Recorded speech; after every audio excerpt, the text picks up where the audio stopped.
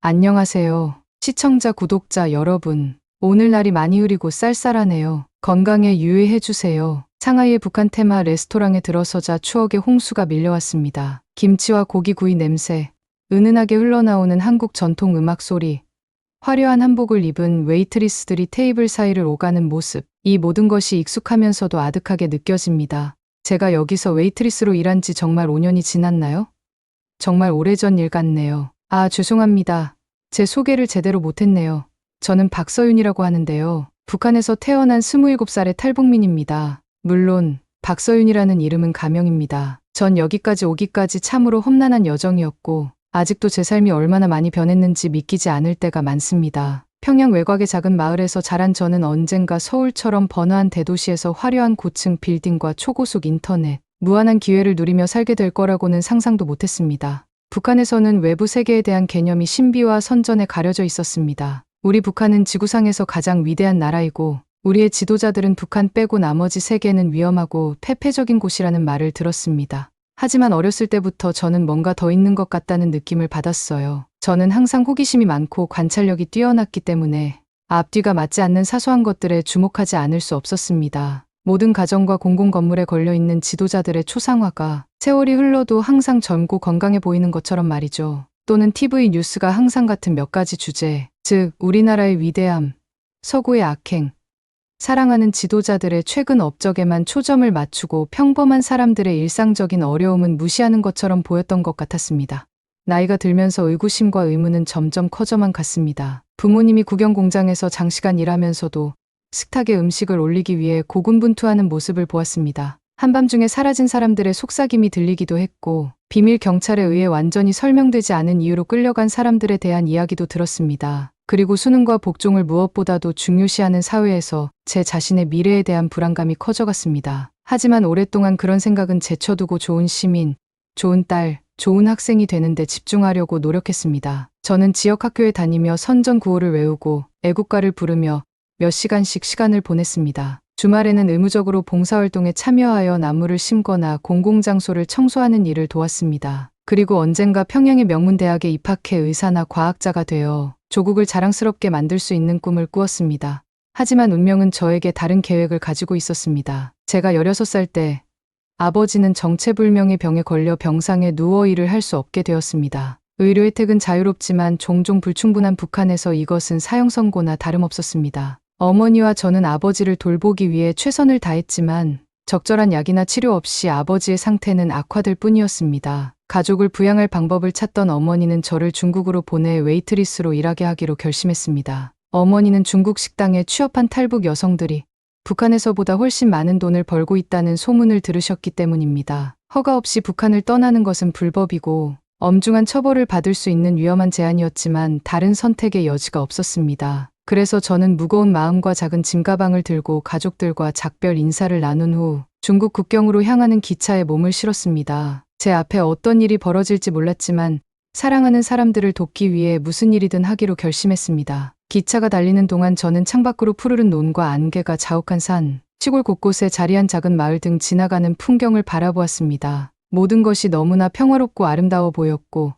제가 안에서 느꼈던 혼란스러움과는 극명한 대조를 이루었습니다. 저는 고향을 다시 볼 수 있을지, 제가 알던 삶으로 돌아갈 수 있을지 궁금했습니다. 하지만 그런 생각과 씨름하는 와중에도 설렘과 희망이 스멀스멀 피어오르는 것을 느꼈습니다. 제 인생에서 처음으로 조국의 국경을 넘어 속삭임으로만 듣던 세계로 모험을 떠나는 중이었으니까요. 제 앞에 어떤 도전과 기회가 기다리고 있을지 몰랐지만 저는 정면으로 맞설 준비가 되어 있었습니다. 지금 돌이켜보면 그때가 바로 지금의 저를 있게 한 순간이었다는 것을 깨닫게 됩니다. 그것은 저의 힘과 회복력, 그리고 사람들의 선함에 대한 믿음을 시험하는 여정의 첫걸음이었죠. 그리고 그것은 제 인생의 새로운 장의 시작이었고 궁극적으로 제가 상상할 수 없었던 곳, 즉 자유라는 곳으로 저를 이끌었습니다. 하지만 제가 너무 앞서 나가고 있습니다. 한국에서의 삶에 대해 말씀드리기 전에 중국에서의 시간, 그리고 모든 것을 바꾼 놀라운 운명의 반전에 대해 말씀드리고 싶어요. 모든 것은 상하이에서 일하던 북한 식당 고려의 집에서의 우연한 만남에서 시작되었습니다. 저는 그곳에서 거의 1년 동안 일하면서 북한 음식에 호기심을 가진 중국 손님들에게 김이 모락모락 나는 평양 냉면 한 그릇과 지글지글 불고기 한 접시를 대접했죠. 장시간 노동과 까다로운 손님들로 힘들었지만 돈을 벌고 고향에 있는 가족을 부양할 수 있는 기회가 주어져 감사했습니다. 어느 날 저녁, 유난히 바쁜 저녁 식사를 마치고 테이블을 치우던 중 실수로 물잔을 넘어뜨려 손님 무릎에 엎질렀습니다. 부끄러운 마음에 저는 진심으로 사과하기 시작했지만 손님은 미소를 지으며 손사래를 쳤습니다. 괜찮아요. 그녀가 억양 섞인 한국어로 말했습니다. 사고는 일어나잖아요. 이름이 어떻게 되시죠? 그녀의 친절에 깜짝 놀란 저는 잠시 머뭇거리다가 대답했습니다. 서윤입니다. 제가 부드럽게 말했습니다. 박서윤입니다. 그 여자는 저를 알아보는 듯 눈을 크게 떴습니다. 북한에서 오셨죠? 그녀가 부드럽게 물었습니다. 저는 어떻게 대답해야 할지 몰라 얼어붙었습니다. 중국에서 탈북자라는 사실이 당국에 발각되면 북한으로 추방당할 수 있고 무단이탈죄로 엄중한 처벌을 받을 수 있기 때문입니다. 하지만 그 여성의 친절한 눈빛과 온화한 태도에 뭔가 믿고 싶다는 생각이 들었습니다. 네, 저는 시선을 낮추며 속삭였습니다. 아무에게도 말하지 말아주세요. 여자는 손을 뻗어 제 팔을 안심시키며 만져주었습니다. 걱정하지 마세요. 그녀가 말했어요. 당신의 비밀은 꼭 지킬게요. 저는 한국에서 온 기자인데 중국에서 탈북자들의 사연에 대해서 조사하고 있어요. 당신의 이야기에 대해 이야기를 해주시겠어요? 저는 잠시 머릿속으로 위험과 이득을 저울질하며 망설였습니다. 한편으로는 기자와 이야기하는 것이 위험할 수도 있고 북한 당국의 소문이 나면 심각한 곤경에 처할 수도 있습니다. 하지만 다른 한편으로는 제 이야기를 이해할 수 있는 사람, 제가 겪은 감정과 경험의 소용돌이를 이해할 수 있도록 도와줄 수 있는 사람과 이야기를 나누고 싶었습니다. 그래서 저는 심호흡을 하고 두근거리는 마음으로 기자와 만나기로 했고, 이는 제 인생의 방향을 영원히 바꾸게 될 결정이었습니다. 그 후 몇 주 동안 저는 김민정이라는 이름을 가진 기자와 비밀리에 만나 제 이야기를 조금씩 나누었습니다. 북한에서의 어린 시절, 고난과 선전, 더 나은 삶을 찾아 고국을 떠나기로 결심하게 된 계기 등에 대해 이야기했습니다. 고려의 집에서의 일과 이국 땅에서 외국인으로 살아가는 어려움에 대해서도 이야기했습니다. 그리고 미래에 대한 저의 희망과 꿈, 멀고 불확실해 보이지만 설레고 가능성으로 가득 찬 미래에 대해 이야기했습니다. 제가 이야기하는 동안 민정 씨는 열심히 듣고 메모를 하며 조심스럽게 질문을 던졌습니다. 그녀는 제 이야기에 진심으로 관심이 있어 보였고 그녀의 연민과 공감이 지친 제 영혼의 위안이 되었습니다. 오랜만에 처음으로 제 경험과 고충이 중요하다는 느낌을 받았습니다. 하지만 우리의 만남은 단순히 제 이야기를 나누는 것에 그치지 않고 제 미래를 계획하는 자리이기도 했습니다. 민정 씨는 탈북민들의 남한 정착을 돕는 한국 정부와 NGO의 인맥이 있었고 제가 망명을 신청하고 새로운 삶을 시작하는 복잡한 과정을 도와주겠다고 제안했습니다. 처음엔 망설여졌습니다. 지금까지 알고 있던 모든 것을 뒤로하고 완전히 낯선 나라에서 다시 시작해야 한다는 생각에 막막했습니다. 하지만 생각할수록 더 나은 삶을 살 수 있는 기회, 과거의 족쇄에서 벗어나 새로운 길을 개척할 수 있는 기회라는 것을 깨달았습니다. 그래서 민정의 도움과 지지를 받아 한국으로의 탈북을 결심하게 되었습니다. 불확실성과 두려움으로 가득 찬 어렵고 위험한 여정이었지만 저는 끝까지 해내기로 결심했습니다. 탈북 과정에 대해 자세히 말씀드리지는 않겠습니다만 많이 걷고 많이 숨고 그 과정에서 친절한 낯선 분들의 도움을 많이 받았다는 것 정도만 말씀드리겠습니다. 하지만 결국 몇 주간의 여행과 우여곡절 끝에 이웃 나라에 있는 한국 대사관에 도착했고 그곳에서 망명을 허가받아 서울로 날아가 새로운 삶을 시작하게 되었습니다. 서울에서 비행기에서 내리자마자 저는 설렘과 긴장감, 압도적인 가능성 등 만감이 교차하는 감정을 느꼈습니다. 온갖 고난과 불확실성의 여정 끝에 드디어 기회와 자유의 땅, 대한민국에 도착했으니까요. 북적이는 공항을 걷는 동안 저는 주변의 광경과 소리에 감탄하지 않을 수 없었습니다. 반짝이는 바닥, 밝은 조명, 지나가는 사람들의 세련된 옷차림 등 모든 것이 제가 북한에서 알던 것과는 너무나 달랐습니다. 마치 다른 세상, 꿈만 꾸던 세상에 발을 들여놓은 것 같았습니다. 하지만 출입국 심사와 세관을 통과하는 동안 두려움도 느꼈습니다. 새로운 나라에서 새로운 언어를 배우고 새로운 문화를 익히고 새로운 삶을 처음부터 다시 시작해야 한다는 것이 쉽지 않다는 것을 알았기 때문입니다. 그리고 여기까지 오는 여정에서 겪었던 것처럼 그 과정에서 도전과 장애물에 직면할 것이라는 것도 알고 있었습니다. 하지만 저는 이 기회를 최대한 활용해서 저에게 주어진 더 나은 삶의 기회를 잡기로 결심했습니다. 그래서 저는 심호흡을 하고 두근거리는 심장을 안고 서울의 밝은 햇살을 받으며 앞에 놓인 모든 것을 마주할 준비를 하고 밖으로 나섰습니다. 한국에서의 첫 몇 주는 새로운 경험과 도전의 연속이었습니다. 저는 정부에서 운영하는 정착센터에 배정되어 남한 생활에 적응하고 있는 다른 탈북민들과 함께 생활했습니다. 어학 수업과 직업훈련 프로그램에 참여하며 새로운 터전에서 성공하는 데 필요한 기술을 배웠습니다. 처음에는 서울 생활의 빠른 속도를 따라잡기 위해 고군분투했습니다. 번잡한 거리부터 한국어로 빠르게 진행되는 대화까지 모든 것이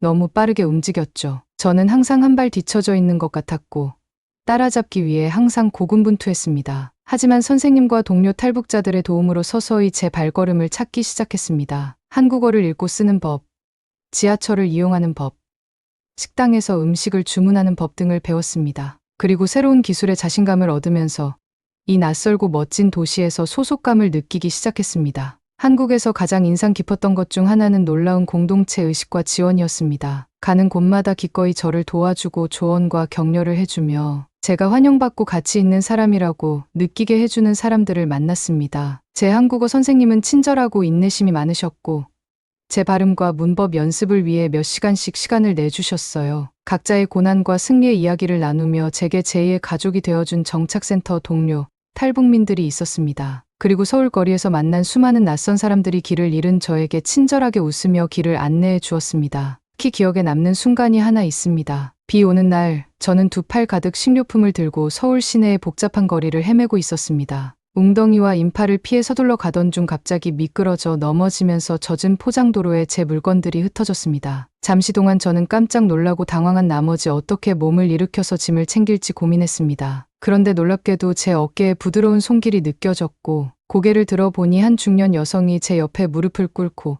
걱정스러운 표정을 짓고 있었습니다. 괜찮으세요? 그녀가 한국말로 물으며 제 일어서기를 도와주었습니다. 제가 가방 들어드릴게요. 우리는 함께 흩어진 식료품을 정리했고 그 여성은 목적지까지 저를 데려다 주겠다고 고집하며 도중에 저와 대화를 나누었습니다.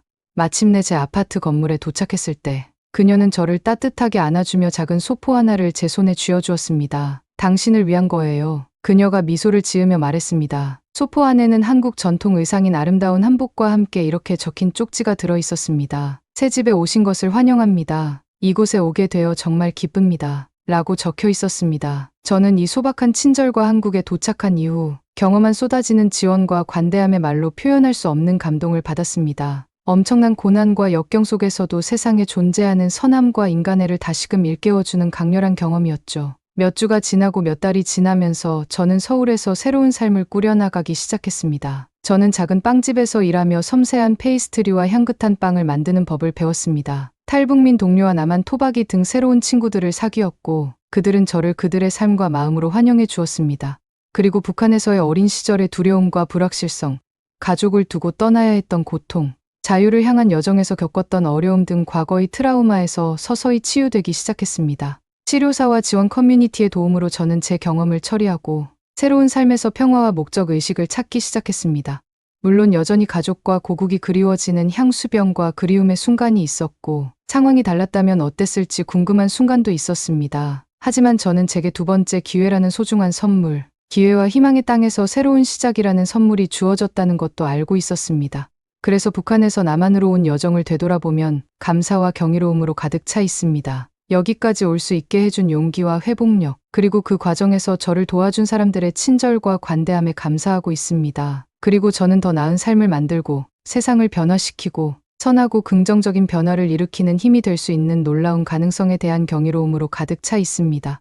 한국에서의 삶을 계속 쌓아가는 동안 저는 저를 처음 한국에 오게 한 꿈, 즉 저뿐만 아니라 모든 한국인들을 위한 더 나은 미래에 대한 꿈을 잃지 않았습니다. 그리고 몇 년이 지나면서 희망의 빛이 보이기 시작했고 변화가 가능하고 과거의 상처가 치유될 수 있다는 신호가 보이기 시작했습니다. 가장 감동적인 순간 중 하나는 2018년 남북한 정상이 60년 넘게 양국을 갈라놓았던 비무장지대에서 역사적인 정상회담을 위해 만났을 때였습니다. 두 정상이 악수를 나누고 함께 국경을 넘는 장면이 텔레비전을 통해 중계되는 것을 보면서 제 마음속에서 감격이 솟구치는 것을 느꼈습니다. 감히 꿈도 꾸지 못했던 화합과 화해의 순간, 한국인이 정치적 분단을 넘어 역사와 문화를 공유하는 한민족임을 전 세계에 보여준 순간이었습니다. 물론 진정한 평화와 통일로 가는 길은 아직 멀고 험난하며 그 과정에서 많은 도전과 좌절이 있을 것이라는 것을 알고 있었습니다. 하지만 두 정상이 함께 서 있는 모습을 보고 그들이 말하는 희망과 약속의 말을 들으면서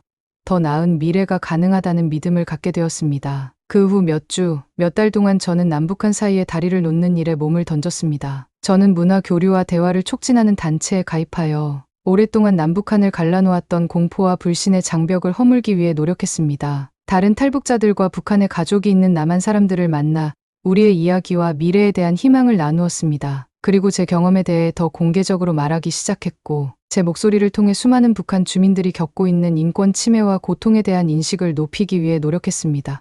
항상 쉽지만은 않았습니다. 비판과 반발에 직면할 때도 있었고, 여론의 흐름에 역행하는 것처럼 느껴질 때도 있었습니다. 하지만 저는 제 플랫폼을 활용해 변화를 만들고, 목소리 없는 사람들의 목소리를 대변하고, 아무것도 가진 것이 없는 사람들에게 희망의 등불이 되어야 할 책임이 있다는 것을 알았습니다. 그리고 서서히 제 노력의 영향, 즉 휴전선 양쪽 사람들의 마음과 머릿속에 작지만 의미 있는 변화가 일어나고 있는 것을 보기 시작했습니다. 점점 더 많은 남한 사람들이 북쪽 이웃의 어려움에 관심을 갖는 것을 보았고, 점점 더 많은 북한 사람들이 자신의 나라 밖에서 더 나은 삶을 꿈꾸고 있는 것을 보았습니다.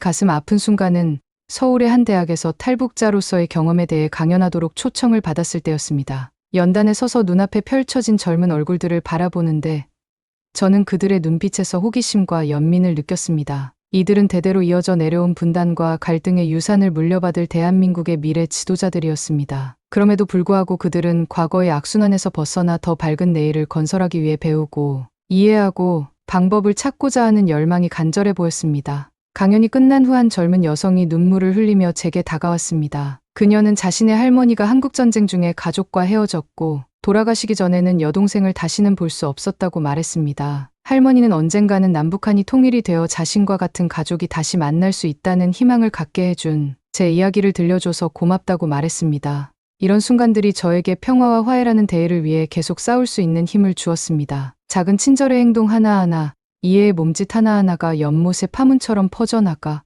우리가 완전히 이해할 수 없는 방식으로 삶에 영향을 미친다는 것을 알았기 때문입니다. 물론 아직 해야 할 일이 많고 앞으로 가야 할 길이 멀고 험난할 것이라는 것도 알고 있었습니다. 하지만 저 혼자가 아니며 저희 비전과 의지를 공유하고 더 나은 내일을 위해 기꺼이 함께 싸워줄 수많은 사람들이 있다는 것도 알고 있었습니다. 그래서 서울 시내를 바라보며 반짝이는 고층 빌딩과 북적이는 거리, 그리고 제 친구와 가족이 되어준 사람들의 얼굴을 바라보며 전에는 느끼지 못했던 자부심과 목적의식을 느꼈습니다. 제가 저 자신보다 더 위대한 무언가의 일부이며 역사의 흐름을 바꿀 수 있는 힘을 가진 운동의 일부라는 것을 알았기 때문입니다. 그리고 어떤 어려움이 닥치더라도, 밤이 아무리 어두워 보여도 희망과 밝은 새벽의 가능성을 믿을 이유가 있다는 것을 알았기 때문입니다. 저는 대한민국의 자랑스러운 딸이자 생존자이며 세상에서 자신의 자리를 찾은 여성으로서 더 나은 내일을 꿈꾸며 도전을 멈추지 않을 박서윤입니다. 그리고 언젠가 용기와 연민,